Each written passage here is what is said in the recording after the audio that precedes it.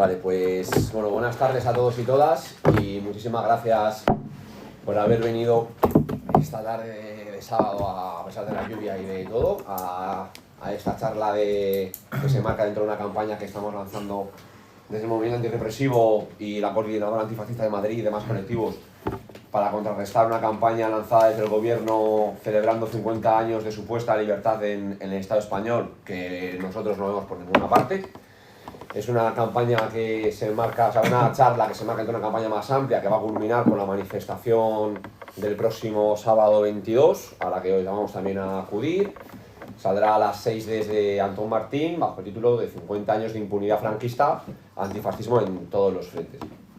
Queremos, por lo tanto, darle un enfoque de lo que desde nuestro punto de vista supuso no solamente la transición, sino también todas las 5 décadas que han venido después de una ruptura con el régimen anterior, de continuidad del fascismo y de falta total de libertad y democracia, la importancia que eso tiene, qué es lo que implica y también cómo eso en realidad es una llamada a seguir luchando y seguir organizándonos contra el régimen y contra el sistema capitalista que ampara, ¿no? Para ello queríamos darle diferentes enfoques, por eso tenemos hoy estos ponentes que nos acompañan. Voy a empezar antes de nada agradeciendo al local, a CGT Metal, por cedernos el espacio esta tarde y agradecer a los ponentes por haber venido aquí a compartir sus experiencias y su punto de vista sobre todo, ¿no? Les presento y ya les doy entrada. Va a hablar primero Jesús, presidente de la Asociación de la Comuna Presos y Represaliados del Franquismo, que hablará en especial sobre el tema de la violencia que se dio en la transición y la impunidad de los crímenes franquistas y del fascismo y las Fuerzas Armadas desde entonces. Luego hablará Luis Gonzalo Segura, exteniente del Ejército de Tierra, expulsado y represaliado por denunciar las corruptelas y las pervivencias precisamente del franquismo en el Ejército, que nos dará precisamente la visión de la nula depuración que ha habido de elementos fascistas en el Ejército, las Fuerzas Armadas y demás. Luego tenemos a Javo, de la Coordinadora Antifascista de Madrid, que nos van a hablar un poco de su actividad, un recorrido histórico muy centrado especialmente en los años 90 a 2000, toda la actividad antifascista que siguió siendo necesaria y sigue siendo necesaria hoy en día, porque al fin y al cabo el fascismo está amparado por el Estado y la represión a la que se han enfrentado precisamente por ello. Por último tenemos a Gorka, de Ezkerraldea Antifascista, colectivo de la margen izquierda de la ría de Bilbao, que vienen desarrollando una actividad política desde hace 11 años, con una línea bastante firme, consecuente, independiente, de señalamiento precisamente de la necesidad todavía de esa ruptura política en clave democrática que todavía no se ha dado, ¿no? Y luego por último cerraré yo como parte del Movimiento Antirrepresivo de Madrid. Así que bueno, muchas gracias de nuevo por haber venido y os cedo la palabra. Bueno, voy a empezar yo hablando. Lo primero de todo voy a decir que para mí es un honor estar hoy aquí en tan buena compañía representando a mi asociación, a la Comuna. Hoy voy a hablaros, como ha dicho Marco, voy a hablaros de la transición, pero especialmente os voy a hablar de la impunidad de los crímenes de la transición. Dentro de 5 días se cumplirán 50 años de la muerte de Francisco Franco, dictador, fascista y genocida de su propio pueblo, que oficialmente murió el 20 de noviembre del año 1975. Pero el franquismo no murió ese día.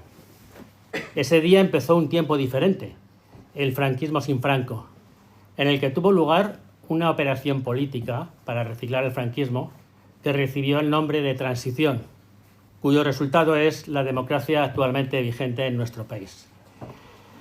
Esta transición y la democracia que nos dejó están siendo celebradas este año en multitud de actos festivos oficiales dentro de una campaña bajo el lema de los 50 años de libertad. En realidad la operación ya había sido iniciada por el mismo Franco, quien refundó la dinastía borbónica, nombrando sucesor como rey de España a Juan Carlos I, rey franquista y corrupto, nieto del corrupto Alfonso XIII. Pero eso no era suficiente. Era necesario además prevenir cualquier cambio social que pudiera perjudicar a los intereses de la oligarquía franquista y los grupos privilegiados del régimen. Para esto había que hacer frente a un obstáculo formidable. Durante las últimas décadas del franquismo, la resistencia contra la dictadura había dado lugar a un potente movimiento popular entre la clase trabajadora, los estudiantes y los intelectuales progresistas que reclamaba profundos cambios sociales. El camino para hacer frente a este movimiento pasaba inexorablemente por la represión. Y para ello no servía la vieja represión, basada en las leyes franquistas, la policía política, los jueces fascistas y el control social en aquellos años de la estabilidad franquista. Era necesaria una represión mucho más violenta, porque se trataba de aterrorizar a un grupo entero de la población que exigía cambios sociales. Para hacernos una idea de la intensidad del terrorismo de Estado contra la población en aquellos años de la transición, basta contar las cifras y compararlas con las que corresponden a los últimos años de la vida de Franco. En el periodo que va desde 1963 a 1981, la represión produjo un total de 214 muertos, repartidos en 10 ejecuciones, 10 por tortura, 77 en actuaciones policiales contra militantes antifranquistas o controles de carretera, 46 en atentados fascistas o parapoliciales, 5 por secuestros y desapariciones y 58 en actuaciones de los cuerpos policiales contra manifestaciones o actividades de propaganda, más 8 por otras causas. Y esta relación está con toda seguridad muy incompleta. De ellos, 70 corresponden a los 13 años del franquismo, a los últimos 13 años del franquismo, de 1963 a 1975, y 144 corresponden al periodo que va desde la muerte de Franco al golpe de Estado del 23F, o sea, de 1976 a 1981. Es decir, el número de víctimas mortales registradas entre 1975 y 1981, que son 6 años, a mano de las fuerzas de seguridad del Estado y las bandas fascistas, duplica a las registradas en los 13 años anteriores. Son el doble de muertos en la mitad de tiempo. ¿Esto qué quiere decir? La intensidad criminal de la represión en los años de la transición supera ampliamente a la registrada en los años del franquismo tardío. El terror sistemático contra un grupo entero de la población es el fundamento del crimen de lesa humanidad. Este tipo de terror fue imprescindible para imponer los pactos de la transición. Sin esa represión no habría sido posible conseguir el reciclaje integral de todas las estructuras de poder franquistas en el nuevo régimen democrático. Las víctimas que ocasionó esta represión no fueron accidentes, no fueron casuales, fueron sistemáticas, fueron crímenes de lesa humanidad. Nuestra tan celebrada y embellecida transición fue construida sobre crímenes de lesa humanidad. Esta represión, que tuvo como objetivo consolidar el reciclaje del franquismo frente a las ansias de ruptura democrática de la inmensa mayoría de la población, fue realizada por una maquinaria en la que interactuaban de forma inseparable los cuerpos represivos de la dictadura y las bandas fascistas que actuaban bajo la protección policial y que en muchos casos estaban integradas e incluso dirigidas por miembros de los diversos cuerpos policiales. De forma sistemática, las fuerzas de seguridad franquistas, recicladas por la democracia, amparaban a los autores y no investigaban estos crímenes, y la justicia franquista, también reciclada, se encargaba de la protección jurídica de los responsables, garantizando su impunidad en los pocos casos en los que fueron identificados. Las bandas fascistas que actuaron en aquel tiempo no fueron incontroladas, fueron organizadas, protegidas, amparadas y dirigidas desde el poder, que patrocinó sus crímenes y les garantizó la impunidad. Todos sabemos cómo se refugiaban en las comisarías y cuartelillos, y cómo los jueces fascistas actuaban con benevolencia y les concedían permisos que facilitaban su evasión. Y son perfectamente los conocidos los nombres y apellidos de los criminales que han vivido una existencia cómoda gracias a la protección policial y judicial. Los asesinos de los abogados de Atocha pudieron huir gracias a permisos judiciales, y también sabemos que Fernández Guaza, el asesino de Arturo Ruiz, presume de haber vivido siempre en Argentina, protegido por los servicios policiales españoles, y hay muchos casos más. Y en el año 2013 parece que fue un escándalo saber que Emilio Ollín, el asesino convicto de Yolanda González, trabajaba entonces para la Guardia Civil después de haber cumplido su condena. Pero el verdadero escándalo es saber que siempre fue una persona de confianza para la Guardia Civil, que hacía trabajos extraordinarios cuando era necesario. La implicación de las fuerzas de seguridad del Estado en los crímenes de la transición fue absoluta, y la protección que sistemáticamente han disfrutado los responsables de los numerosos crímenes que cometieron policías y guardias civiles durante aquellos años ha sido una constante en los 50 años de nuestra democracia. Los nombres de quienes formaron parte de los piquetes de ejecución del 27 de septiembre del 75, todos voluntarios, igual que los oficiales que los mandaban, siempre han sido mantenidos en secreto. Los asesinos de Ángel Almazán, Teófilo del Valle, Pedro Martínez Ocio, Francisco Aznar, Romualdo Barroso, José Castillo, Bienvenido Pereda, Mariluz Nájera, Germán Rodríguez, Gladys del Estal, Dominic Menchaca, Emilio Menéndez, José Luis Montañés y muchos más, fueron miembros de los cuerpos y fuerzas de seguridad del Estado, cuyo nombre fue perfectamente conocido por sus superiores, pero siempre disfrutaron de impunidad. También disfrutaron de impunidad quienes dispararon y asesinaron en los controles de carretera en aquellos años, y los responsables de los asesinatos por torturas en comisarías y cuarteles, como sucedió en el caso de José Arregui. Conocemos el nombre de Jesús Quintana, el capitán que dio la orden de disparar en Vitoria, y sabemos también que los asesinos de Germán Rodríguez habían recibido una orden muy clara: no os importe matar. Los responsables de los Sanfermines del 78 están perfectamente identificados y retratados en el libro de Sabino Cuadra sobre los victimarios de aquellos crímenes. Ninguno de ellos fue investigado judicialmente y todos han disfrutado de la más absoluta impunidad a lo largo de su vida y su carrera profesional, llena de ascensos y recompensas. En la cima de esa estructura represiva estuvo durante aquellos años críticos Rodolfo Martín Villa, quien, de acuerdo con el principio de responsabilidad del superior, concentra en su persona las responsabilidades por todos estos crímenes. Este es el fundamento de la imputación que en el día de hoy sigue manteniendo la justicia argentina contra Rodolfo Martín Villa por crímenes de lesa humanidad bajo el principio de justicia universal. Y es también el fundamento de la causa abierta aquí en España por el asesinato de Teófilo del Valle, por la cual tendrá que declarar el próximo día 19 en los juzgados de la Plaza de Castilla, y aprovecho la ocasión para invitar a todos los aquí presentes a ir allí a darle la bienvenida. El crimen de Estado no fue un accidente ni fue una excepción, fue la norma durante los años de la transición, y la impunidad de los crímenes del franquismo y la transición ha sido una de las señas de identidad de esta democracia que se construyó con el reciclaje del franquismo y la colaboración de una parte de la izquierda reformista española.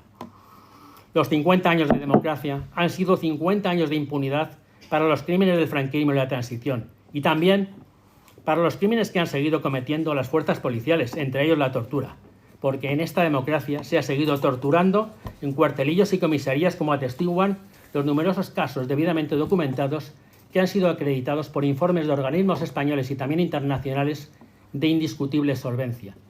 Y ello ha seguido sucediendo con total impunidad. En los pocos casos en que los autores de torturas han sido juzgados y condenados, siempre han sido indultados y en muchos casos incluso han sido ascendidos, premiados y promocionados con posterioridad. Pues sí, esta es la democracia de los 50 años de impunidad. Termino diciendo que los derechos que tenemos en esta democracia tan insuficiente no cayeron del cielo ni los trajeron los pactos de la transición. Se consiguieron con la sangre de quienes murieron luchando por los derechos políticos y sociales en aquellos años terribles en los que la policía disparaba con balas.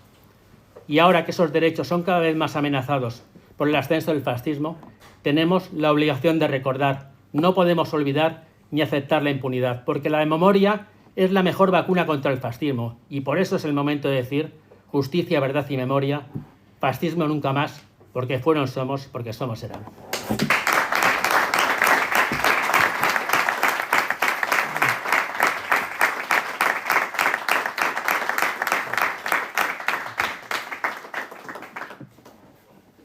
Muy buenas tardes. En primer lugar, muchas gracias a todos por venir, muchas gracias a los organizadores y muchas gracias a CGT por dejarnos la sede ya. Me faltó Mili. Mirad que estuve en el ejército 13 años y me faltó Mili. A ver, voy a intentar forzar la voz porque tengo muy poquita voz. Lo que ha comentado el compañero pues me parece que es una introducción muy exacta y es lo primero que tengo que comentar, que es muy triste que sea un relato que sea prácticamente desconocido por la mayoría de la ciudadanía. Es casi un relato clandestino. Pensad en cómo esto que ha comentado el compañero prácticamente es completamente desconocido, ¿no? Hablamos de una transición o de un periodo que se denomina transición absolutamente violento.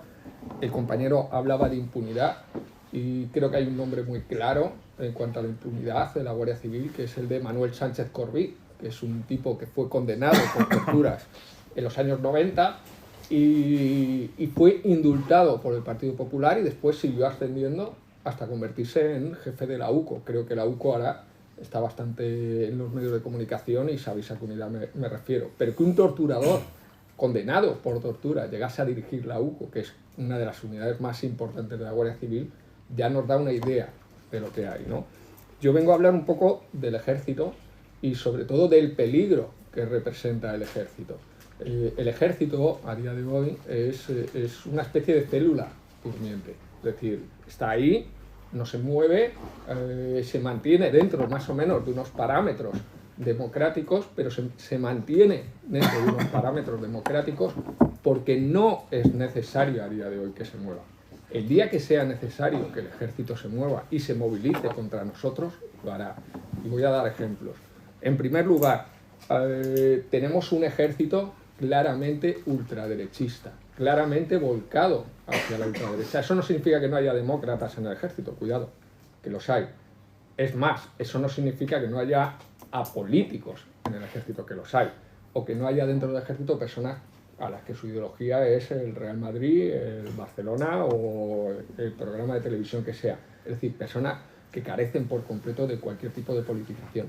Eso existe, pero la cúpula es profundamente ultraderechista. Las capas directivas del ejército son profundamente ultraderechistas y lo más importante es que el relato dentro del ejército es profundamente ultraderechista. De esto tenemos infinidad de pruebas. Es decir, yo he escrito varios libros al respecto, uno de ellos es El ejército de Vox, en el que relato todos estos episodios ultraderechistas del ejército español y cualquiera de vosotros estoy seguro que habéis podido leer en medios de comunicación cartas de mandos militares ultraderechistas, episodios ultraderechistas, militares cantando canciones neonazis con el brazo en alto dentro del ejército y de unidades militares, vestidos de militares. Es decir, el relato de episodios es absolutamente incontable. Eso podríamos dedicar un día entero a hablar del tema y no acabaríamos con ello, ¿no? Uno de los casos que os pongo, que quizás es el más paradigmático, es el caso del ayudante de campo del rey, que a día de hoy dirige la Fundación Nacional Francisco Franco y que además es primo de Ortega Smith, Juan Chicharro. Es decir, mirad todas las conexiones y mirad cómo un ayudante de campo de Juan Carlos termina dirigiendo la Fundación Nacional Francisco Franco. Creo que esto ya nos enmarca un poco en qué coordenadas se mueve el ejército. El siguiente elemento que yo creo que nos puede dar un poco un ejemplo, aunque ya digo que es un tema muy profundo y podríamos profundizar en este tema y dedicarle mucho tiempo, es el del cabo Marco Antonio Santos Soto. No sé si le conocéis, me imagino que espero que sí. Este es un militar que fue expulsado del ejército por firmar un manifiesto antifranquista. Os voy a contextualizar un poco. En el año 2018, cuando el Partido Socialista plantea sacar a Franco del Valle de los Caídos, lo cual es una operación de marketing puro, y ahora os lo voy a demostrar. En ese momento, pues hay una serie de militares que firman un manifiesto claramente franquista a favor de Franco, a favor de la memoria de Franco, viniendo a decir que Franco fue un buen militar, ¿no? Y que no había que sacarle del Valle de los Caídos, etc. Bien, en ese contexto firman más de 1000 militares retirados, algunos en la reserva, este manifiesto, la mayoría altos mandos del ejército. Y contra este manifiesto, hasta más o menos unos 30 exmilitares firmamos un manifiesto democrático. Bien, en este manifiesto democrático había un cabo Marco Antonio Santos Soto, que estaba en activo. Bien, pues fue procesado por el jefe de Estado Mayor del Ejército y fue expulsado del Ejército con Margarita Robles como ministra. Y la expulsión la firmó Margarita Robles como ministra. No solo eso, sino que es que además este chico cumplía contrato 3 meses después y se iba. Es decir, no hacía falta echarle, él ya se iba. Y sin embargo le expulsaron con el único objetivo de dejarle sin pensión. Es decir, no había más. ¿Qué argumentos emplearon? Lo que hizo la cúpula militar, el jefe de Estado Mayor del Ejército, es ordenar a la Guardia Civil una investigación de las actividades en redes sociales de este chaval, de este cabo. Y para que veamos hasta qué punto no solo el ejército es ultraderechista, sino el ejército es ultraderechista, la Guardia Civil es ultraderechista y hasta el Partido Socialista, por desgracia, están ultraderechistas como los demás. ¿Qué es lo que ocurrió? Que la unidad de la Guardia Civil detectó que este chaval estaba a favor de la República, a favor del derecho a decidir y que se había manifestado en contra de la condena de los chicos de Alsasua, y consideró que todos ellos eran valores contrarios al ejército. Fijaros hasta qué punto estamos dividiendo al país en dos y situando lo que son valores del ejército y valores contrarios al ejército. ¿Eres republicano? Esto es un valor contrario al ejército. ¿Estás en contra de la condena a los chicos de Alsasua? Es un valor contrario al ejército. Bien, esto pasó con el Partido Socialista. Esto pasó con Margarita Robles, ¿no? Bueno, esto pasó en el gobierno más progresista de toda la historia. Esto ha pasado. Bien, esto nos muestra un poco esas coordenadas claramente ultraderechistas y claramente cómplices de partidos como el PSOE y, por supuesto, de medios de comunicación afines al PSOE, porque esto ha tenido una escasa difusión, ¿no? Y, por otro lado, la célula durmiente, que es un poco lo que yo quería advertir, ¿no? Toda esta impunidad que comentaba el compañero, que ha seguido hasta hoy, que permite que en el año 2018 expulsen a un militar del ejército por ser republicano, por firmar un manifiesto antifranquista, y se le expulse del ejército. ¿Qué significa? Significa que tenemos una unidad militar claramente derechizada, claramente polarizada, y que considera a gran parte de la ciudadanía como sus enemigos. Fijaros, este militar que tiene valores republicanos consideran que esos valores son contrarios a los suyos, con lo cual todos los que se sitúen con él los consideran contrarios a él. Esto es gravísimo, muchísimo más grave que lo que se ha dado. Y ahora me voy un poco a América Latina y a toda la tendencia que hay a nivel mundial en los últimos 10 años. En las últimas 2 décadas, pero sobre todo en la última década. Hay una gran tendencia en las últimas décadas a militarizar espacios civiles, de tal forma que incluso muchos de nosotros aceptamos como válido que se militarice un espacio civil. Por ejemplo, las emergencias. Las emergencias para nosotros es completamente válido que haya una unidad como la UME, que es una unidad de militares, haciendo una labor claramente civil. La pregunta es, ¿nosotros necesitamos a militares para que apaguen incendios? ¿Necesitamos a militares para que ayuden a personas en una catástrofe? Es obvio que no. ¿Qué pasa? ¿Que es que un militar que sepa disparar un cañón o que sepa conducir un carro de combate va a poder apagar mejor un fuego? Es obvio que no. Está claro que es un proceso de militarización de la sociedad. Primero damos ese paso de militarizar las emergencias y estamos abriendo la puerta a que digamos, bueno, no, es que las emergencias se tienen que encargar los militares porque los militares son muy buenos y son los que pueden encargarse de las emergencias. Entonces llega una pandemia. ¿Y qué es lo que ocurre? Que necesitamos a los militares y que los militares resuelvan la pandemia. Incluso en las primeras, no sé si lo recordáis, en las primeras fases de la pandemia, ¿qué es lo que ocurría? Que salían militares en ruedas de prensa a decirnos, bueno, vamos a acabar con el virus. Obviamente, con los fusiles, los cañones y los carros de combate se podía acabar con ese virus. Fijaros, todo es un proceso que vamos asimilando y normalizando como si fuera normal. Después llegará un momento en el que un día nos dirán, oye, hay una crisis política. Pues obviamente, si los militares apagan incendios, si los militares acaban con los virus, pues obviamente los militares pueden ocupar el espacio de los civiles. Esto es algo absolutamente terrible y que tenemos que ir claramente, o que tenemos que empezar a concienciarnos de que es un peligro que hay. Hay un proceso de remilitarización del espacio civil. De hecho, no es casualidad que en Brasil hayan tenido un ex militar dirigiendo el país. Es decir, no es casualidad. Es decir, hay un proceso claro. Y además, ese espacio, y ya concluyo, de impunidad, ese espacio en el que muchas veces no nos metemos porque es como, bueno, el ejército es malo, caca, que sí que por supuesto, yo soy el primero que lo dice, pero nos olvidamos de fiscalizar al ejército, nos olvidamos de presionar para que todo esto cambie, nos olvidamos de meter al ejército en la agenda, y el ejército debe de estar en la agenda. ¿Qué supone? Supone un enorme peligro. Mirad, me voy a Chile.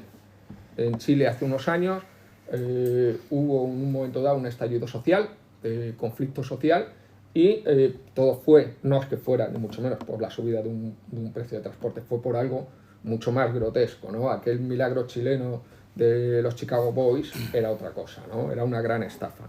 Bien, en ese momento de estallido social, de repente la gente, claro, no se dio cuenta, pero cayó que el ejército chileno era el ejército de Pinochet, no era otro, era el mismo, pero estaba ahí durmiendo.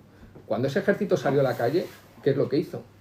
Pues reprimió a la gente, asesinó, agredió y violó. ¿Por qué? Porque es una célula durmiente que está claramente politizada y que puede ser usada como elemento de represión. Es decir, fijaros, de nuevo la mujer se convirtió en un botín de guerra. Las mujeres y las mujeres rojas fueron un botín de guerra. Es decir, fueron agredidas sexualmente y violadas en muchos casos. Fueron episodios absolutamente terribles, está completamente documentado, ¿no? Bien, este ejército polarizado es un peligro para todos nosotros. Y sin embargo, sobre todo desde sectores izquierdistas, diferentes sectores izquierdistas con diferentes sensibilidades, no estamos haciendo un esfuerzo de introducir al ejército en la agenda, introducir el ejército como un elemento que tenemos que modificar, junto a otros muchísimos. Cuidado, obviamente no debe ser elemento clave, pero no vamos a poder aspirar a tener una democracia real, que no la tenemos. Si alguien piensa que esto es un sistema democrático real, pues obviamente es una estafa. Pero no vamos a poder tener un ejército, una democracia real mientras no tengamos un ejército democrático. Y eso a día de hoy no pasa.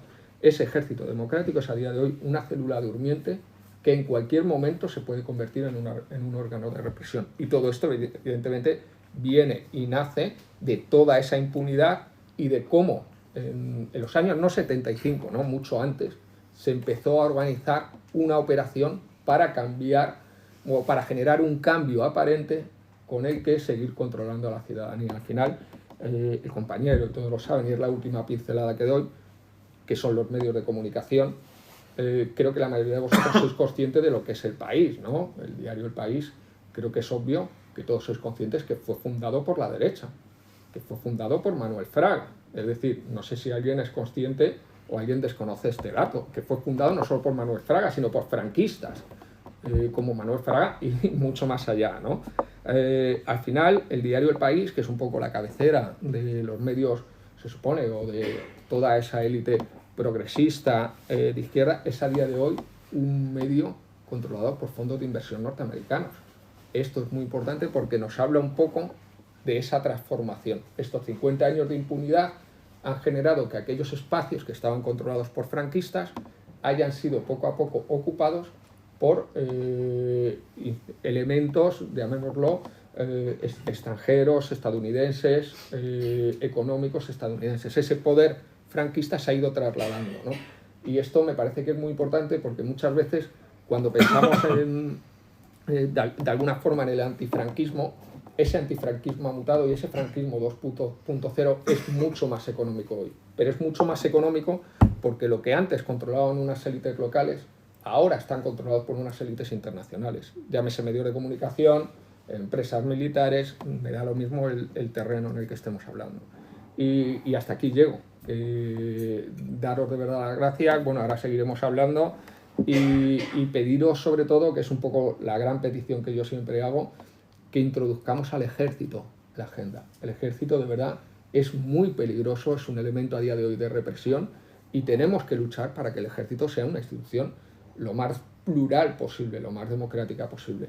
Que del ejército se haya expulsado un cabo por ser demócrata, por ser antifascista, por ser antifranquista, por ser republicano, y no hayamos hecho nada, es algo que podemos pagar en el futuro y lo podemos pagar directamente, porque eso significa que estamos regalando un órgano como el ejército, que es importantísimo, en este caso al capital, ¿de acuerdo? Y muchísimas gracias por todo, estoy a vuestra disposición y que sigáis luchando, que este es un espacio maravilloso de lucha, ¿vale? Muchas gracias.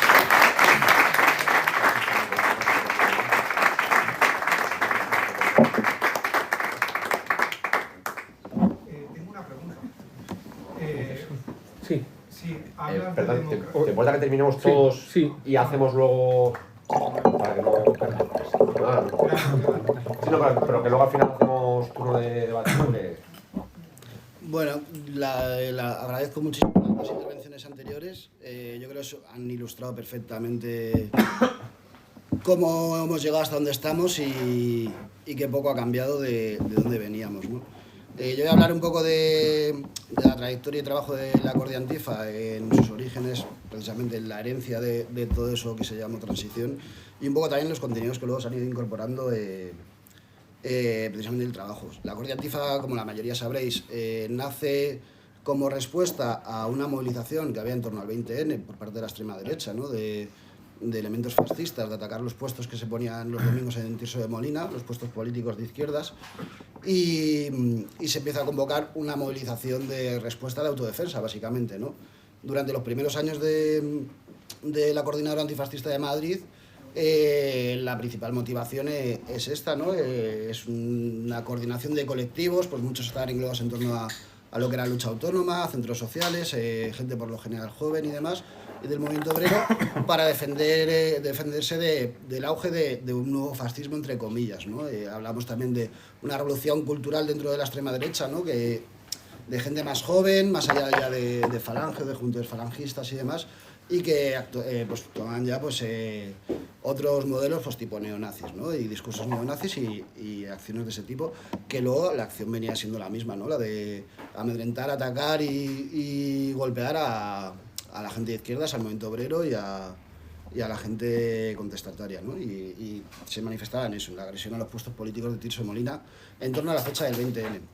Durante los años 90, principalmente la actividad de la Coordinadora Antifascista se dedica a ello, ¿no? A defender y dar respuesta a las agresiones fascistas. También durante esos años acontecen varios asesinatos fascistas, algunos de ellos en Madrid, como Lucrecia, como Richard en Alcorcón, pero otros como Guillem Agulló en Valencia, y también pues, sirve un poco para dar respuesta o apoyo a, pues, por ejemplo, en el caso de Alcorcón de Richard, pues a darle no solo un trabajo desde Alcorcón, sino desde todo Madrid, para que intentar reivindicar esas víctimas para que no evitar que se sigan extendiendo, ¿no? Y eso es un poco la dinámica desde el 89, que es la primera movilización y creación de la Coordinadora Antifascista, pues hasta los años 99-2000, ¿no?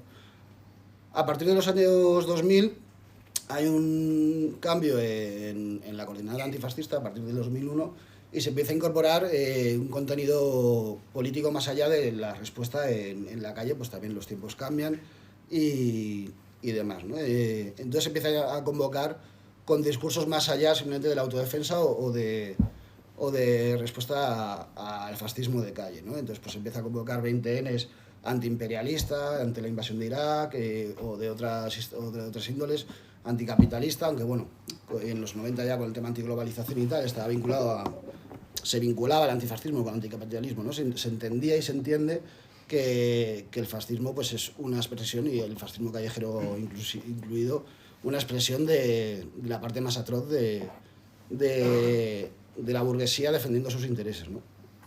Pero bueno, se empiezan a incorporar un contenido político más allá de simplemente la autodefensa o de las agresiones que se sufren, y se empieza a hablar en este caso, pues, de antiimperialismo y demás. Y también se empieza a incorporar precisamente el discurso de lo que estamos tratando hoy, ¿no? De la continuidad del régimen franquista. Esto en 2005 se da una convocatoria muy secundada, en la que la figura principal son los 5 últimos fusilados del franquismo, ¿no? Bueno, me salta una parte importante, que es la represión que sufren las manifestaciones del 20N.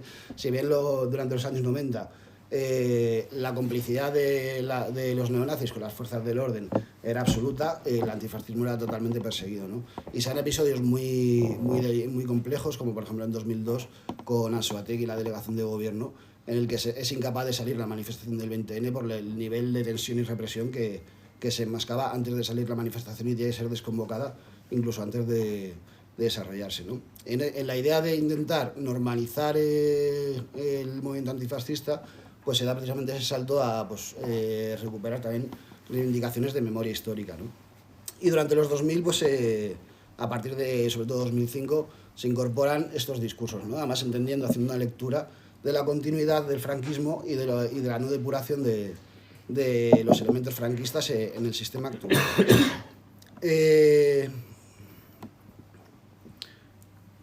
Durante los 2010, a partir de 2010 y un poco hasta nuestros días, manteniendo un poco ese nivel también de de avance político en el discurso del movimiento antifascista, desde la Corte Antifa, se recupera un poco también por las nuevas formas de expresión de la extrema derecha y de los neonazis, herramientas de autodefensa, ¿no? Pues surge Hogar Social Madrid y unas nuevas formas de fascismo, también a partir de 2007, 2006, 2008, vemos como partidos de corte de extrema derecha como Democracia Nacional y demás empiezan a salir un poco de su zona de confort y empezar a organizar movilizaciones en la calle con reivindicaciones como vivienda, trabajo y demás, copiando discursos un poco de justicia social para españoles, ¿no? Siempre desde su óptica y un poco lo que mismo que hizo, a lo que venía a reivindicar Hogar Social, de la ayuda social a españoles y demás, pues empiezan a darle una forma a ellos a su discurso, y en ese sentido también la Corte Antifa empieza a incorporar pues, de nuevo elementos de autodefensa y sobre todo de coordinación de trabajo en barrios, ¿no? Para que se confronte, para poder ayudar a confrontar pues, a Hogar Social o a otras formaciones desde los propios barrios donde van surgiendo, donde van trabajando estos elementos. Desde luego un elemento muy señalado y muy importante para tanto Corte Antifa como el movimiento antifascista en Madrid se da en 2007 con el asesinato de Carlos, de nuestro compañero Carlos, que era un joven de aquí de Vallecas, y eso marca mucho no solo el trabajo de la Corte Antifa, sino del movimiento antifascista en Madrid en general, ¿no? y que es superado por encima del trabajo propio de la Corte Antifa, en el que se involucra mucho más gente, y durante 2007 y 2008 básicamente se barre a las formaciones de extrema derecha y neonazis, no se les permite ningún tipo de movilización, ¿no? Se les corta esa línea de trabajo mediante la acción directa. Pero sobre todo en este caso lo que yo creo que es significativo es señalar, un poco también en coalición con lo que hemos hablado de Margarita Robles y demás, tanto ese caso como los casos que hemos visto en los últimos años, la delegación del gobierno era del PSOE. Se da el caso de que con los gobiernos del PSOE suelen tener más facilidades la extrema derecha y más persecución. No digo que con el PP o tal no haya represión. O sea, ya he comentado lo de Anzoátegui, era dramático, debía ser dramático la realidad de las movilizaciones en Madrid y demás. Pero el caso es que en el 2007 todas las movilizaciones de extrema derecha en torno al 20N, que fueron muchas, eran en torno a 10, fueron legalizadas, y la única movilización antifascista que había para el 24 de noviembre fue legalizada, ¿no? Y fue esa legalización además ratificada en el TSJ. Durante la pandemia se prohibían todas las movilizaciones en favor de la sanidad pública y los servicios sanitarios, y sin embargo se permitían las movilizaciones de extrema derecha. Vimos la de Falange, ¿no? Pero bueno, también vimos lo de las caceroladas, a la cual tanto desde la Corte Antifa, apoyando en la Coordinadora de Barrios y Pueblos, se promulgó los paseos populares, precisamente para confrontar la idea de que las calles solo podían ser de la extrema derecha, y que eso era además con el beneplácito del PSOE. Y lo hemos visto también recientemente, por ejemplo, en la concentración en Vicálvaro de Núcleo Nacional, donde se concede una concentración que se sabe que va a ser problemática y contraria al vecindario, en el que se pide que los comercios cierren por la peligrosidad de la convocatoria, y se margina y se prohíbe la movilización de respuesta de los vecinos y vecinas del barrio, ¿no? Esto es una dinámica que se da constantemente en los gobiernos y las delegaciones de gobierno y subdelegaciones de gobierno del PSOE. No nos sorprendería en el PP en principio, ¿no? Pero es que lo que tampoco ha dejado de sorprendernos es que sea con el gobierno que se ha dicho más progresista de la historia, que dices, joder, hasta Zapatero parecía más progresista que vosotros. Al menos en lo mediático. Entonces, bueno, pues también entender que el fascismo avanza si no se le combate, pero si se le invita a la calle, avanza más, ¿no? Lo digo porque ese discurso de las falsas trincheras, de llenarse la boca, de frenar a Vox, frenar a la extrema derecha, para pedirnos el voto, generan unos discursos que luego son frustrantes porque no se manifiestan en la realidad, porque luego no hay medidas contra la extrema derecha en la calle, y somos al final los vecinos y vecinas y la gente antifascista del pueblo los que tenemos que frenarles, ¿no? También algo que parece curioso y que no es casual es que se le da una cobertura mediática a la extrema derecha desde los medios progresistas, que es la leche, precisamente por una campaña a ellos les da igual al final, ellos lo que quieren es mantenerse en el poder lo que puedan, ¿no? Y como lo hacen tan mal y tienen tantos casos de corrupción a sus espaldas y tienen tanta mierda detrás, buscan a desesperada pues hinchar monstruos para ellos intentar luego recuperar ese poder, ¿no? Pero cuando hemos visto cómo se hacía coberturas en directo en las 24 horas en Televisión Española, en La Sexta, de movilizaciones de Núcleo Nacional, del Noviembre Nacional y demás, hemos visto cómo en lo de Vicálvaro hacían un reportaje fotográfico, periodistas progresistas, de gente que tenemos su nombre y su teléfono, y luego al final publicaban en El Salto, en el diario.es, solo la movilización del núcleo nacional y no sacaban ni una foto de la respuesta vecinal. Y dices, ¿cuándo han hecho una cobertura de una manifestación de homenaje a Carlos? Una cobertura en directo. Cuando han sacado un fotoreportaje de un 20N, más allá de la prensa ya sí realmente alternativa. Pero es que no hablamos del ABC, hablamos del País, hablamos del Salto y del diario.es. Eso nos hace una idea de precisamente la situación en la que estamos y cómo todo forma parte de ese atado y bien atado, ¿no? En el ejército, en la prensa, en los políticos y cómo esa carencia de memoria histórica. Por hablar un par de matices, ya me voy un poco más lejos sobre el tema de la transición, cuando aquí a veces aquí incluso desde sectores progresistas o de izquierdas, se han vanagloriado de la transición a la derrota del nazismo en Alemania, ¿no? Y de los juicios de Nuremberg y demás. También reflexionar que muchos alemanes de esos, aparte de refugiarse en España, en el franquismo y demás, tener todo eso dentro, la mayor parte de los aparatos de estos países han sido guardados en reserva para poder ir saliendo a la palestra ahora. Lo vemos con todos los herederos del nazismo que están entrando en la OTAN en grandes puestos de dirección. Lo vemos en Japón con la primera ministra, la ministra de Asuntos Exteriores, la nueva Thatcher japonesa, por así decirlo, y cómo realmente esos elementos no fueron depurados. Hay una conversación después de la Segunda Guerra Mundial, entre Churchill, Stalin y Roosevelt, en el que pactaban cuál tenía que ser la reacción del mundo frente al régimen franquista en España. Y Stalin hablaba de cuestiones diplomáticas, ¿no? De un aislamiento diplomático. Y Churchill no quería. O sea, quiero decir, el futuro del franquismo se debatió también a nivel mundial y precisamente el miedo a la izquierda, al comunismo, a los bloques progresistas mundiales, lo que hicieron fue guardar esos elementos del nazismo para ahora, por ejemplo, que va haciendo falta ir sacándolos, ¿no? Entonces, bueno, pues frente a eso es a lo que nos estamos organizando y frente a eso es a lo que seguimos trabajando.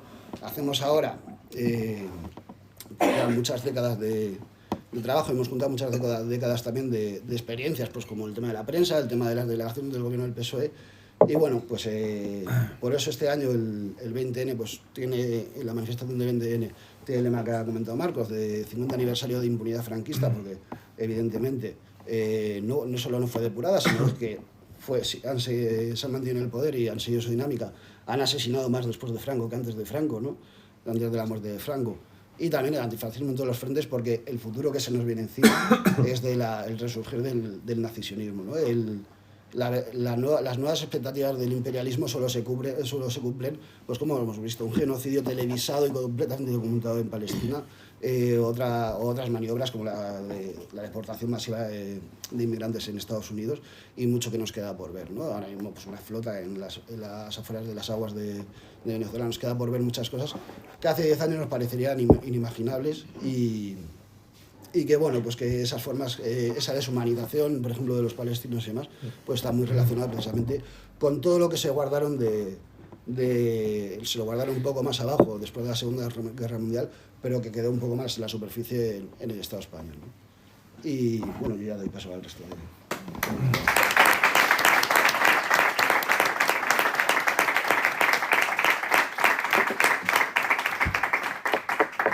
Vale. Bueno, en primer lugar, eskerrik asko guztioi, eskerrik asko al Movimiento Antirrepresivo de Madrid por la invitación y por venir a todos en esta tarde de perros de sábado.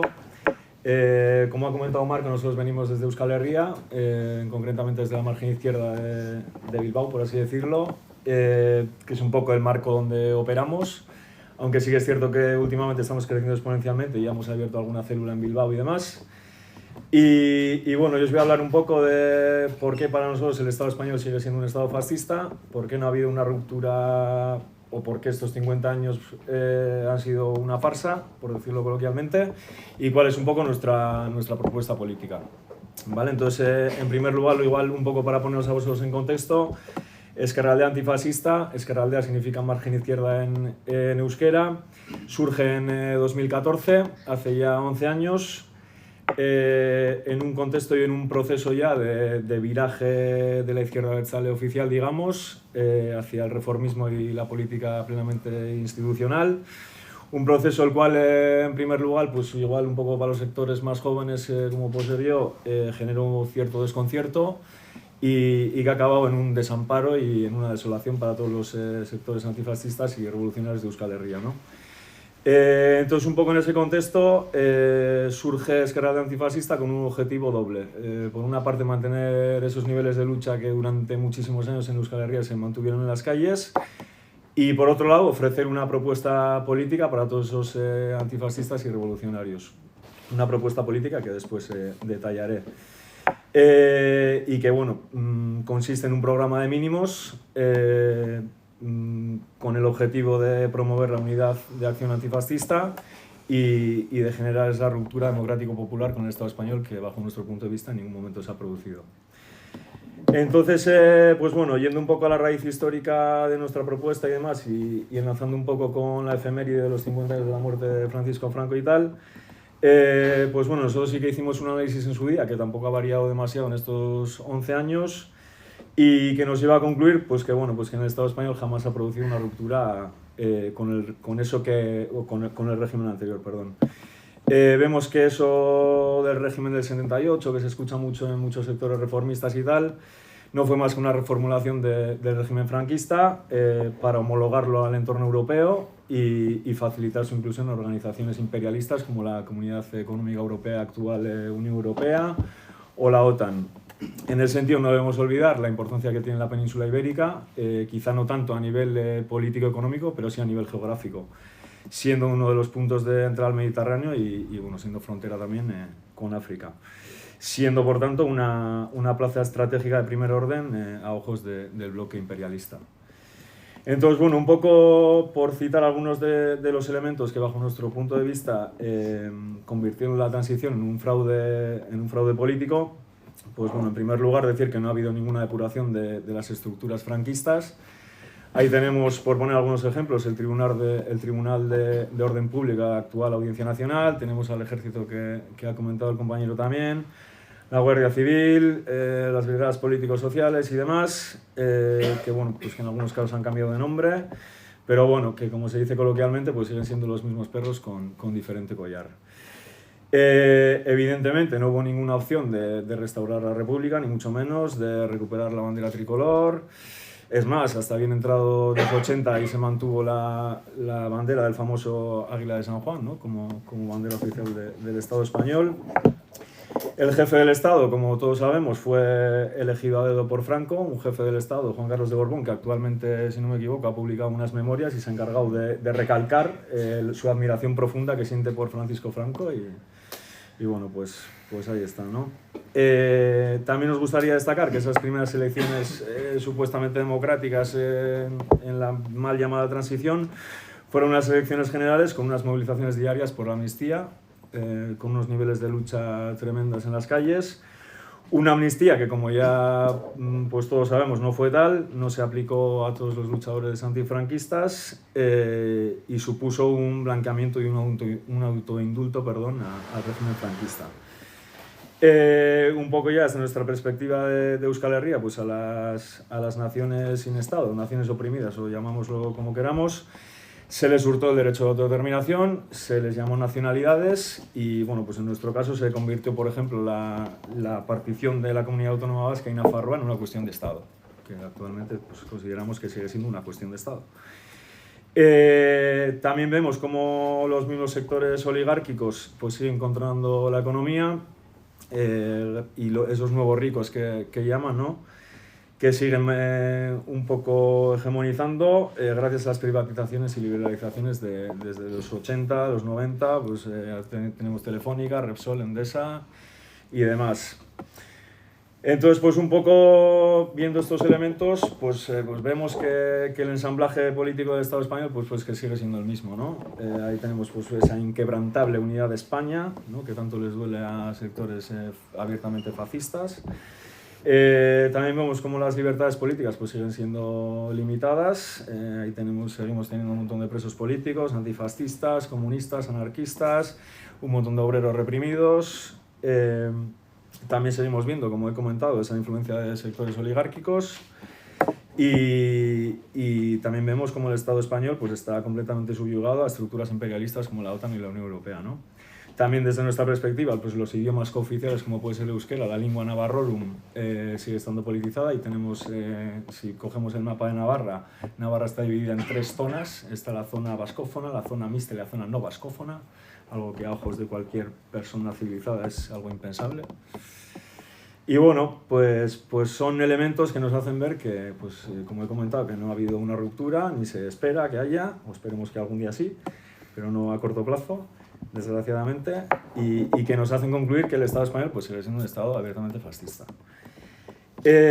Un poco por analizar estos 50 años de falsa democracia desde la perspectiva de Euskal Herria, a mí sí que me gustaría destacar que desde la muerte de Franco hasta bien entrados los 2000, ahí tuvimos organizaciones o movimientos político-militares, como pudieron ser los GRAP, o en nuestro caso, que nos toca más de cerca, Euskadi Askatasuna ETA, que bueno, con sus errores y sus aciertos, pues siguieron cuestionando esa reforma franquista, ¿no?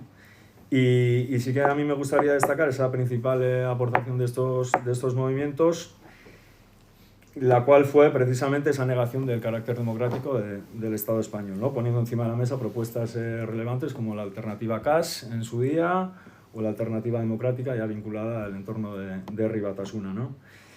Entonces vemos cómo la actuación de estos movimientos pues, supuso un desgaste constante en Euskal Herria para el Estado español y también supuso pues, quitarle la careta y destapar el carácter antidemocrático del Estado español, ¿no?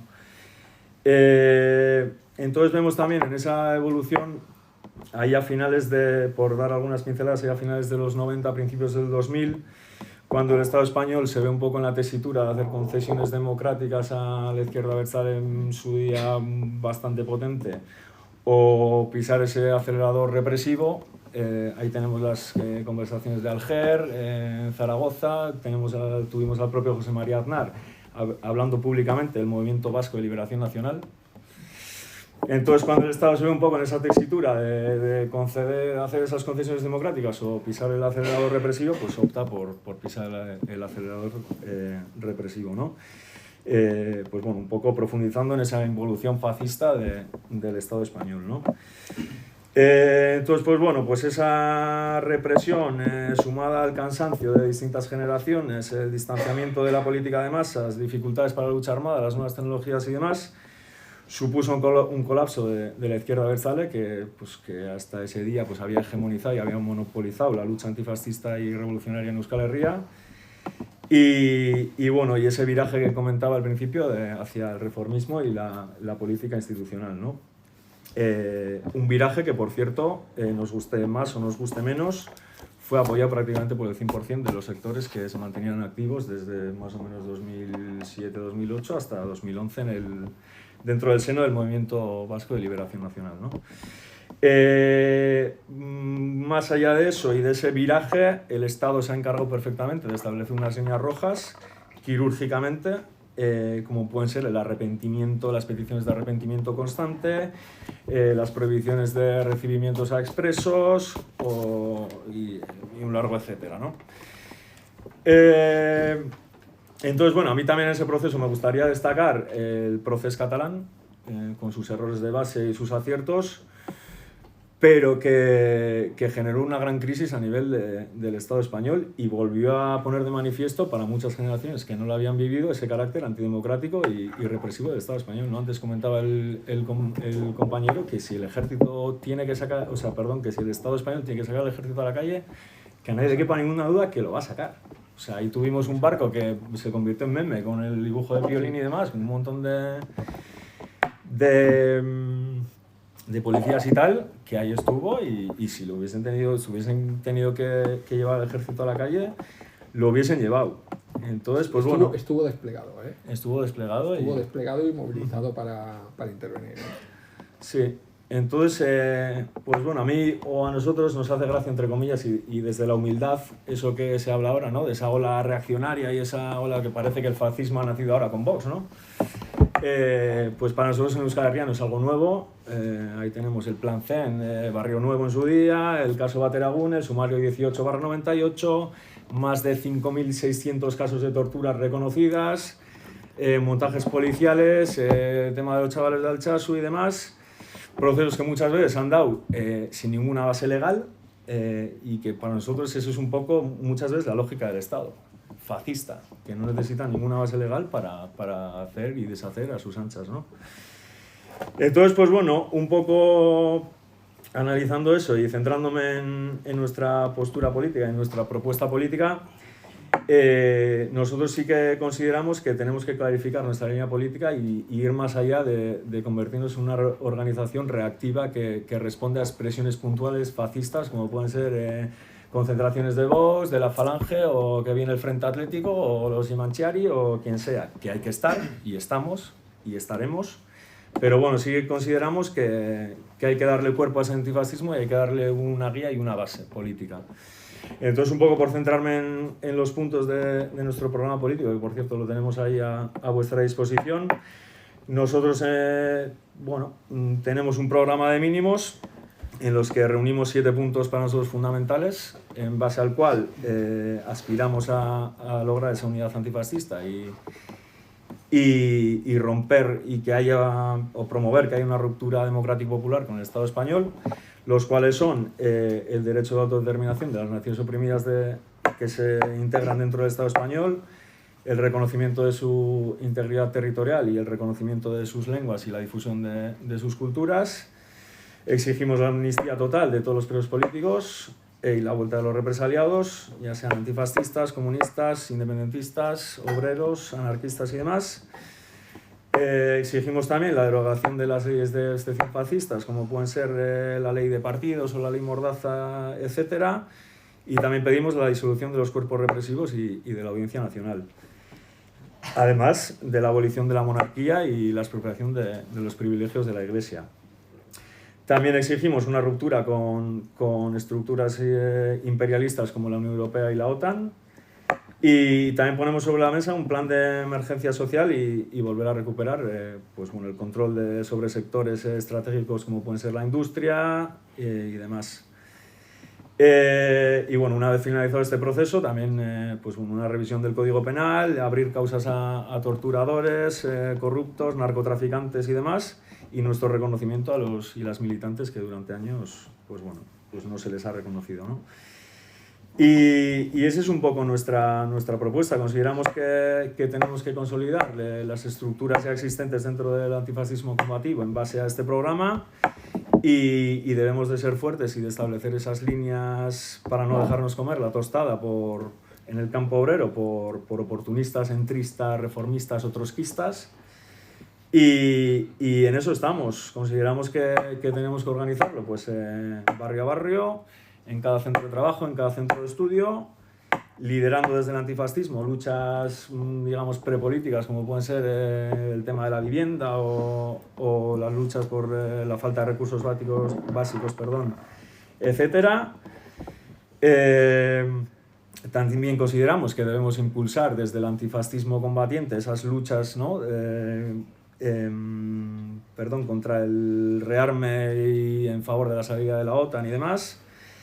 Y en el campo de la lucha obrera, pues también intervenir en conflictos donde haya posibilidades de radicalizarlos, siempre preservando la unidad obrera y sin hacer ni aparecer en los centros de trabajo como si fuésemos paracaidistas o tarrados mentales. Y bueno, reconstruir esos puentes, ¿no? Entre la lucha económica, la lucha política y la lucha en la calle y en los centros de trabajo, que pues a día de hoy vemos que es prácticamente inexistente, ¿no? Entonces, pues bueno, en definitiva se trata eso, de fomentar y cuidar los canales. En ese sentido, este tipo de espacios y este tipo de marcos consideramos que dan pie a ello y organizarnos entre todos y bueno, pues como he dicho antes, con ojo avizor ante cualquier reformista y entrista o trotskista, llamámoslo como queramos. Y eso, un poco bajo esos mínimos, siendo fuertes y teniendo claras las ideas y cuál tiene que ser nuestra línea política y nuestro marco de acción.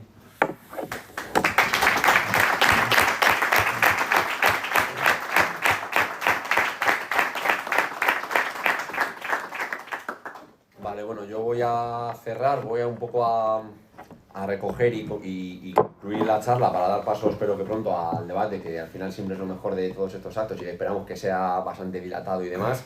Además, los compañeros ya más o menos han ido diciendo las cuestiones más importantes que queríamos un poco resaltar, sobre todo por la importancia que le damos a la labor de contrarrestar esa campaña de publicidad, de guerra, de guerra cultural, un poco de lavado de cara que se está haciendo el régimen, que además es que nos parece hasta insultante, ¿no? Que nos vengan a hablar de pues, los 50 años de España en libertad, cuando vemos, como hemos visto aquí, un recorrido histórico a lo largo de décadas de total impunidad, de crímenes de Estado, de terrorismo de Estado, tenemos a los GAL, cierres de periódicos, bueno, etcétera, etcétera, y la importancia que tiene hacerlo, ¿no? Nosotros, pues eso, ha quedado más que constatada la continuidad, no del régimen anterior, sino del régimen que todavía hoy estamos padeciendo, el régimen que se impuso en 1939 tras la victoria del ejército sublevado el 18 de julio.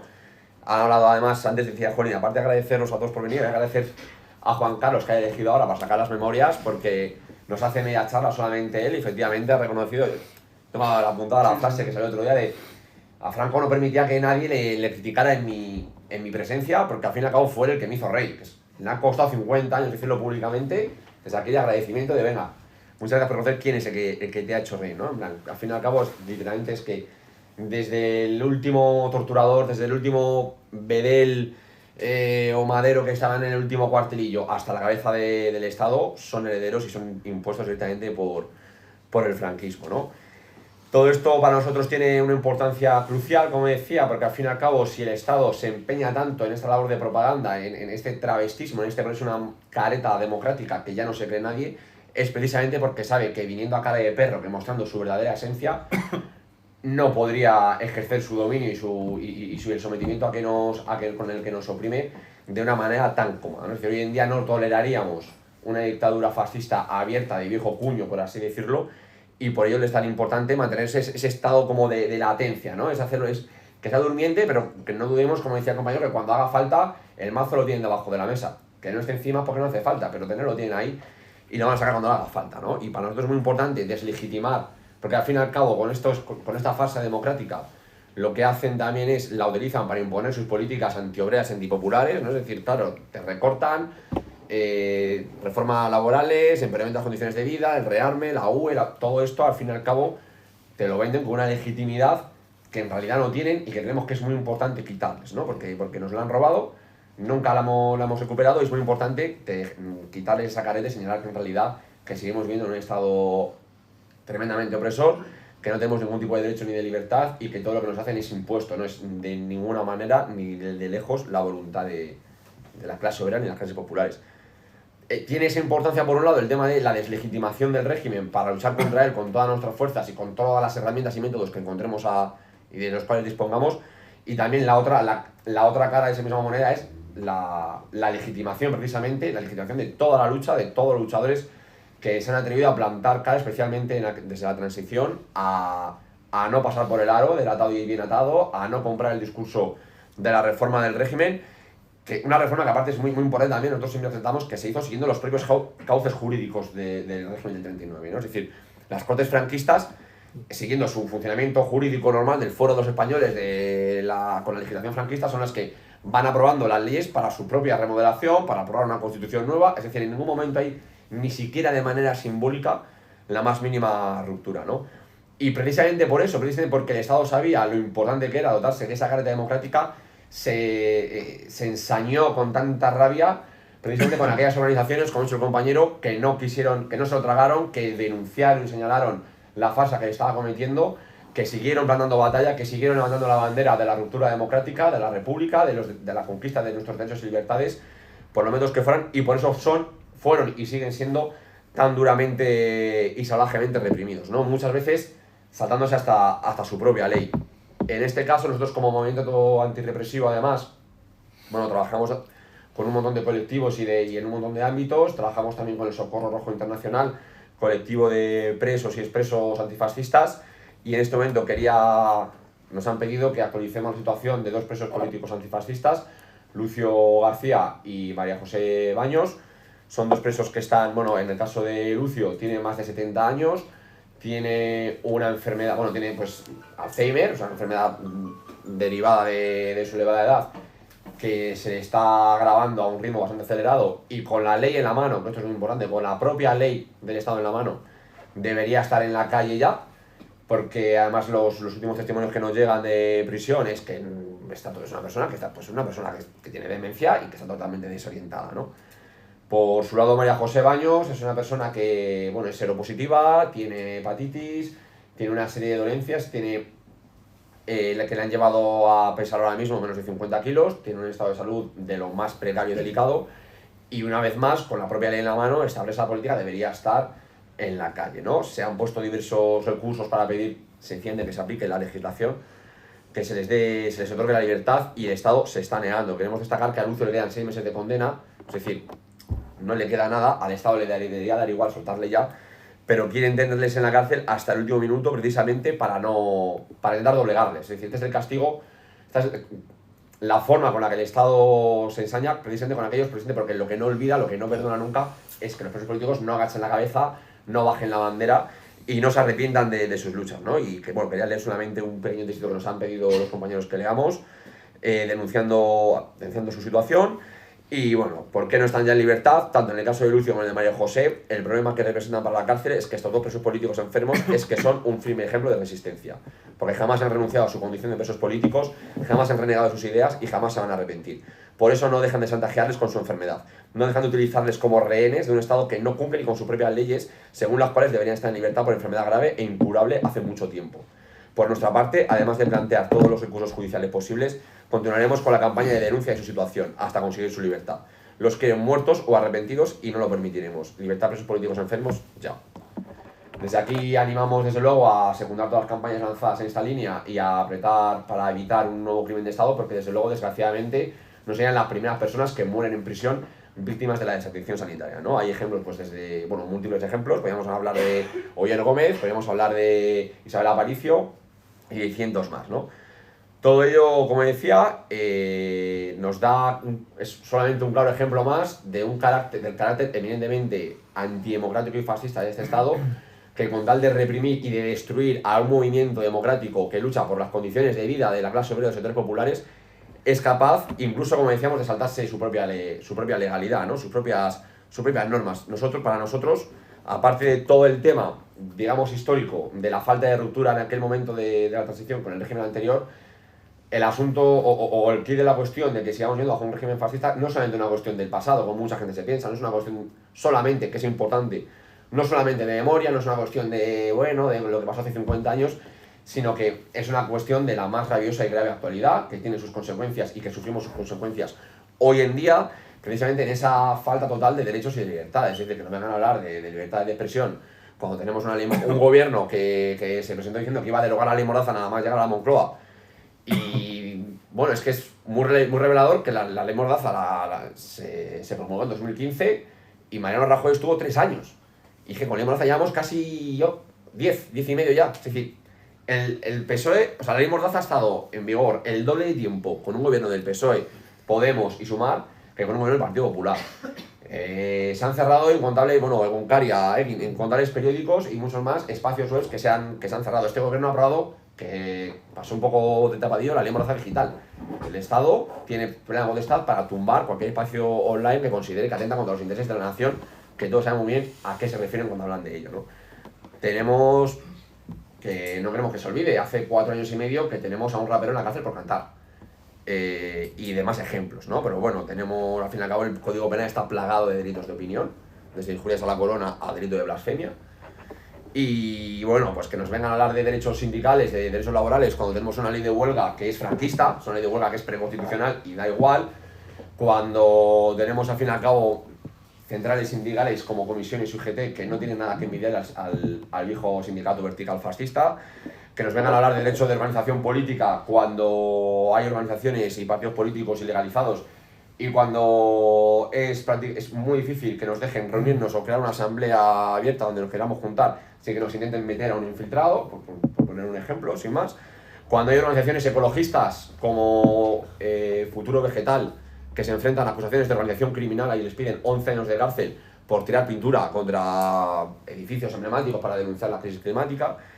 Y bueno, y ejemplos así como pues, la pervivencia de la tortura, el derecho a manifestación, no sé, pues lo ha comentado el compañero, los fascistas, o sea, es que es muy importante también lo que decía, ¿no? Es decir, los nazis están amparados, son fomentados por el Estado. Lo vimos en Vicálvaro, lo llevamos viendo décadas, ¿no? Lo hemos visto en Vallecas hace 3 semanas, un mes, cuando fueron a reventar un gimnasio popular, antifascista como es la Fábrica.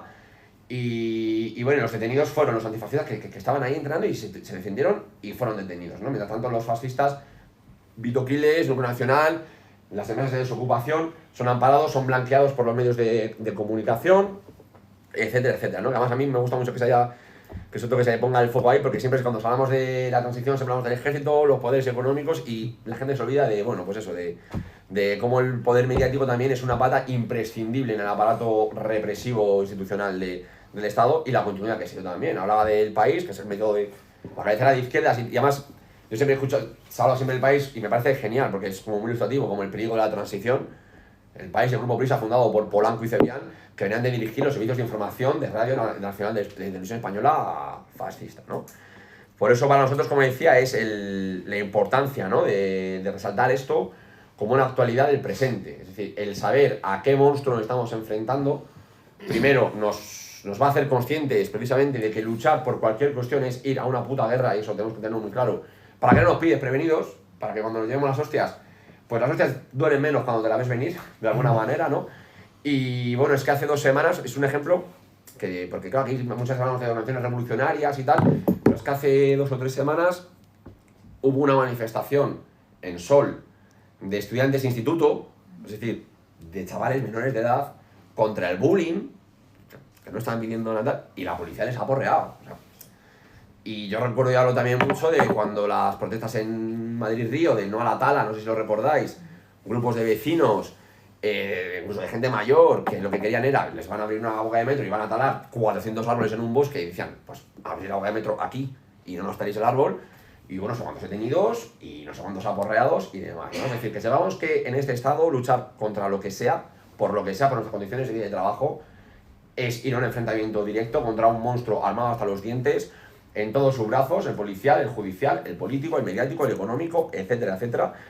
Y que si somos conscientes de ello y vamos preparados para ello, seremos capaces de organizarnos acorde a ello y por lo tanto tener y emprender luchas mucho más efectivas, mucho más seguras. Y precisamente también eso es un poco a lo que queremos un poco también, porque siempre cuando denunciamos el tema de la represión, cuando se denuncia el carácter fascista del Estado, la falta de derechos, hay una línea a veces muy delgada que es muy difícil de traspasar entre la denuncia y un poco expandir miedo, y nada más lejos de nuestra intención, ¿no? Para nosotros precisamente que el Estado tenga todo este carácter represivo no es una muestra de fortaleza sino de debilidad. El Estado hace todo esto porque tiene miedo, porque sabe que vienen crisis más gordas, porque sabe que viene crisis de arme, crisis de cortes. Económicamente Europa hace aguas, no, es que está en el retrete de la historia. Sabe que esto al fin y al cabo va a generar un empeoramiento más agudizado todavía de nuestras condiciones de vida, y que eso va a llevar antes o después a estallidos sociales y a luchas en la calle, y eso es lo que le da pavor, porque saben que son muy débiles y saben que si nos organizamos de manera unitaria, firme e independiente, les podemos tumbar. Entonces, que seamos conscientes también de que precisamente todo esto debe llevarnos al optimismo, o sea, debe llevarnos a organizarnos. Les tenemos en realidad contra las cuerdas, aprovechémoslo. Y además, porque a mí hay una frase que es como un mantra, a veces parece un poco Mr. Wonderful, ¿no? Lo de si luchas puedes perder, si no luchas estás perdido. Pero es que hoy por hoy es más cierto que nunca. Es decir, yo por ejemplo, no nos vamos a jubilar en nuestra puta vida, como no acabemos con esto. Los precios, yo no sé a quién le da, bueno, claro, hay gente a la que sí, pero quiero decir que el final de mes para mí es el día 15 y dentro de poco será el día 10, ¿no? Y ejemplos así hay miles. Entonces, en Grecia han aprobado la jornada laboral de 52 horas o 53, y ese es el futuro, ¿no? Es decir, realmente, sí, luchar puede causar impresión, podemos decir, joder, claro, que si luchamos, si hubiera una manifestación, me pueden aporrear, y te pueden pegar un bote de humo, y te pueden sacar un ojo, y el día de mañana podrán sacar al ejército y te podrán pegar un tiro. Pero es que si no luchamos, lo que vamos a hacer es pues currar como burros, para ser pobres como ratas, hasta el día en que palmemos, ¿no? Entonces realmente seamos conscientes de que el enemigo nos está invitando al combate y de que es el momento además de recoger el guante. Y sobre todo siendo conscientes de que esta falta total de garantías, y lo hemos visto especialmente en los últimos años, como hay casos además los más mediáticos, como los 6 de la Suiza, los 6 de Zaragoza, en los cuales pues son montajes puros y duros y ni siquiera les ha hecho falta. Es decir, por ejemplo, la 6 de Zaragoza el tribunal han sido condenadas por repartir panfletos y desplegar pancartas de manera totalmente legal y comunicada, delegación de gobierno y todo eso, y no ha impedido que pasen por la trena, ¿no? Eso implica que a partir de ahora cualquier protesta sindical, por muy ilegal que sea, puede acabar en penas de prisión. Tenemos la huelga de acerinos, donde el comité, también una huelga llevada por los cauces legales y demás, y el comité de huelga se enfrenta a una denuncia por parte de la empresa de supuesta huelga ilegal y les piden, son 7 trabajadores de la empresa, 28 millones de euros. Y los 7 de Zaragoza, por ejemplo, también es un caso para nosotros muy paradigmático, ¿no? Porque les acusaban de haber tirado, es una manifestación antifascista contra Vox, les acusan de haber tirado piedras y demás, y la sentencia del Tribunal Supremo reconoce, no podemos acreditar que estas 6 personas tiraran piedras, pero estaban en la manifestación, las piedras vienen de la manifestación, con eso me vale. Eso quiere decir que a partir de ahora, cualquiera que vayamos a una manifestación antifascista, somos susceptibles de que es que ha pasado, viene pasando y seguirá pasando. En España, en el Estado español, tú puedes ir a una manifestación y dormir en el Hotel Rejas, como se suele decir, ¿no? Y comerte ahí una buena temporada. Entonces, bueno, precisamente que seamos conscientes de eso, un poco animaros al optimismo, a organizaros, a seguir luchando y también, sobre todo, a aprender las lecciones. Es decir, el Estado, hace poco me acuerdo de hablar con medio del procés, que además tenemos nosotros un ejemplo que nos gustaba mucho usar como lo que es, ¿no? Precisamente cuando el pueblo vasco luchaba por su derecho de autodeterminación, que es legítimo, democrático y fundamental, se le reprimió con dureza y desde el Estado se lanzaba un mensaje de no, es que así no, sin armas todo vale. Vale, después vino el pueblo catalán a luchar por lo mismo con urnas y de manera tranquila y pacífica y se encontró con lo mismo, se encontró con porrazos, con torturas, con detenciones, con cárcel y con exilio, ¿no? Entonces, pues bueno, seamos conscientes, al fin y al cabo también, pues recuerdo que todo esto, porque me acuerdo de una pancarta que se hizo muy bien en aquel entonces, que decía, nos habéis enseñado que ser pacífico no vale de nada. Nosotros, sobre todo, bueno, no es que adoremos la violencia, tampoco la tememos, creemos que todos los métodos son válidos y necesarios, también los pacíficos, también los legales, pero también aprendemos que si el Estado nos está enseñando que sus cauces legales no garantizan nada, que sus vías institucionales no garantizan nada, pues tomemos nota sobre cómo tenemos que organizarnos y plantear las batallas que son necesarias y sobre todo que son el único camino para vencer y conseguir una ruptura democrática real y unas condiciones de vida dignas para la mayoría de la población. Y pues eso, animándoos a seguir luchando, organizándoos y a plantar cara termino y ahora espero por supuesto que haya debate, que al final es siempre lo mejor y lo más enriquecedor.